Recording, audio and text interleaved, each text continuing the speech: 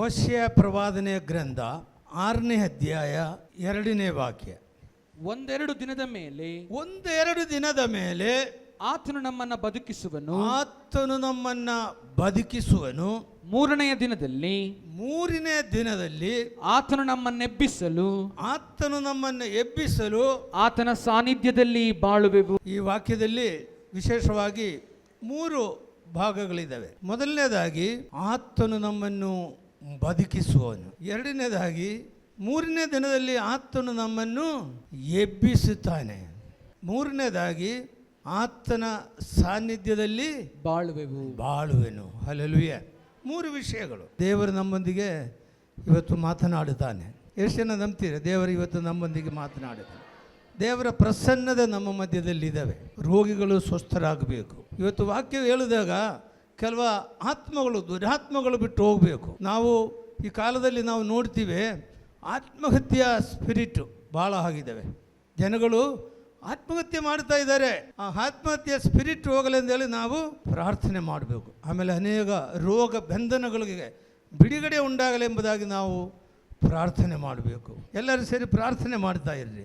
ದೇವರು ಇವತ್ತು ಅದ್ಭುತ ಕಾರ್ಯಗಳನ್ನು ಮಾಡುತ್ತಾರೆ. ಇವತ್ತು ದೀನರನ್ನು, ದರಿದ್ರರನ್ನು ದೇವರು ಮೇಲಕ್ಕೆ ಎಬ್ಬಿಸಕ್ಕೆ ಹೋಗ್ತಾ ಇದ್ದಾರೆ. ಆ ದೇವರ ಆತ್ಮ ನಮ್ಮಲ್ಲಿದ್ದಾವೆ. ವಿಶೇಷವಾಗಿ 3 ವಿಷಯಗಳು. ಮೊದಲನೇದಾಗಿ ಯಾವುದು? ನಮ್ಮನ್ನು ಬದುಕಿಸುವನು.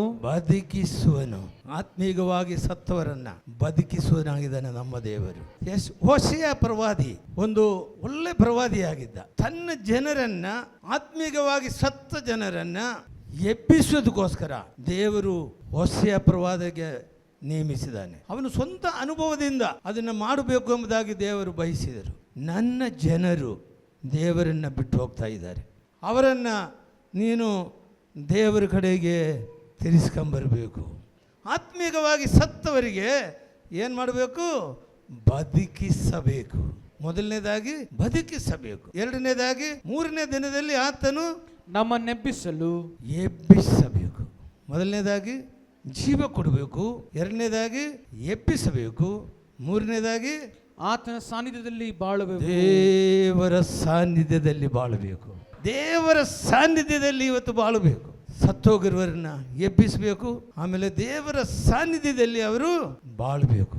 3 ವಿಷಯಗಳು ಈ ಸತ್ಯವೇದದಲ್ಲಿ 3 ಬಹಳ ಪ್ರಾಮುಖ್ಯತೆ ಇದ್ದಾವೆ. ಕರ್ತನಾದ ಯೇಸು ಕ್ರಿಸ್ತನು ಕಾನಾ ಊರಿನಲ್ಲಿ 3ನೇ ದಿನದಲ್ಲಿ ಮದುವೆಗೆ ಬಂದರು. 3ನೇ ದಿನದಲ್ಲಿ ಕಾನಾ ಊರಿನಲ್ಲಿ ಒಂದು ಮದುವೆ ಆಗುತ್ತೆ. ಮತ್ತೆ 11ನೇ ವಾಕ್ಯ ನೋಡು.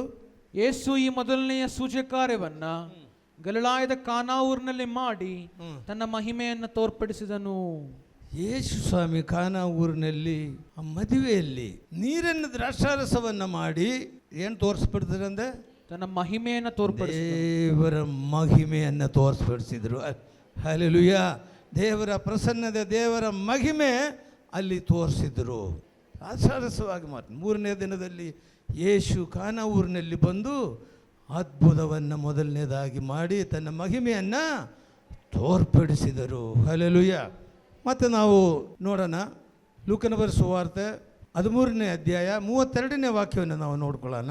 ಆತನವರಿಗೆ, ನೀವು ಹೋಗಿ, ಇಗೋ ನಾನು ಈ ಹೊತ್ತು ನಾಳೆ ದೆವ್ವಗಳನ್ನು ಬಿಡಿಸುತ್ತಾ ರೋಗಗಳನ್ನು ವಾಸಿ ಮಾಡುತ್ತಾ ಇದ್ದು 3ನೇ ದಿನದಲ್ಲಿ ಸಿದ್ಧಿಗೆ ಬರುತ್ತೇನೆ ಎಂದು ಆ ನರಿಗೆ ಹೇಳಿರಿ.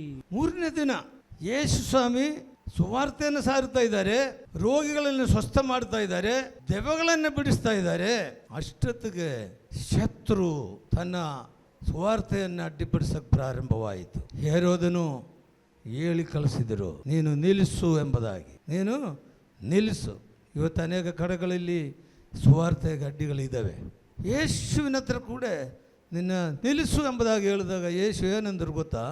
ನಾನು ಇವತ್ತೂ ಮಾಡ್ತೀನಿ, ನಾಳೆನೂ ಮಾಡ್ತೀನಿ, 3 ದಿವಸ ಮಾಡ್ತೀನಿ. ಏನು ಮಾಡ್ತಾರೆ ಅಂದೆ ನೋಡ, ಏನು ಮಾಡ್ತಾರೆ ನೋಡು. ನಾಳೆ ದೆವ್ವಗಳನ್ನು ಬಿಡಿಸುತ್ತಾ ರೋಗಗಳನ್ನು ವಾಸಿ ಮಾಡುತ್ತಾ 3ನೇ ದಿನದಲ್ಲಿ ಸಿದ್ಧಿಗೆ ಬರುತ್ತೇನೆ. ಹಲ್ಲೆಲೂಯಾ. ನಮ್ಮ ಕರ್ತನಾದ ಯೇಸು ಕ್ರಿಸ್ತನ ಈ ಪ್ರಪಂಚದಲ್ಲಿದ್ದಾಗ ಅನೇಕ ಅದ್ಭುತ ಕಾರ್ಯಗಳನ್ನು ಮಾಡಿದರು. ದೆವ್ವಗಳು ಯೇಸುವಿನ ಮುಂದೆ ಅಪ್ಪರಿಸ್ಕೊಂಡು ಬಿದ್ದುಕೊಂಡು ಓಡಾಡ್ತಾ ಹೋಗ್ತಾ ಇದ್ದರು. ದೆವ್ವಗಳು ಯೇಸುವಿನ ಮುಂದೆ ಬಂದ ಒಂದು ರೋಗಿಗಳನ್ನು ಕೂಡ ನನ್ನ ಕೈಲಾಗಲ್ಲ ಅಂತೇಳಿ ಕಳಿಸಿಲ್ಲ. ಎಂಥ ರೋಗವಾಗಲಿ ಯೇಸುವಿನ ಹತ್ರ ಬಂದಾಗ ಆ ರೋಗಗಳಿಂದ ಯೇಸು ಸ್ವಸ್ಥವನ್ನು ಕೊಡುವ ದೇವರಾಗಿದ್ದಾನೆ. ಯೇಸು ಅದ್ಭುತವಾದ ದೇವರು, ಯೇಸು ಸರ್ವಶಕ್ತನಾದ ದೇವರು. ಯೇಸುವಿನಲ್ಲಿ ಅಸಾಧ್ಯವಾದ ಕಾರ್ಯಗಳು ಒಂದೂ ಇಲ್ಲ.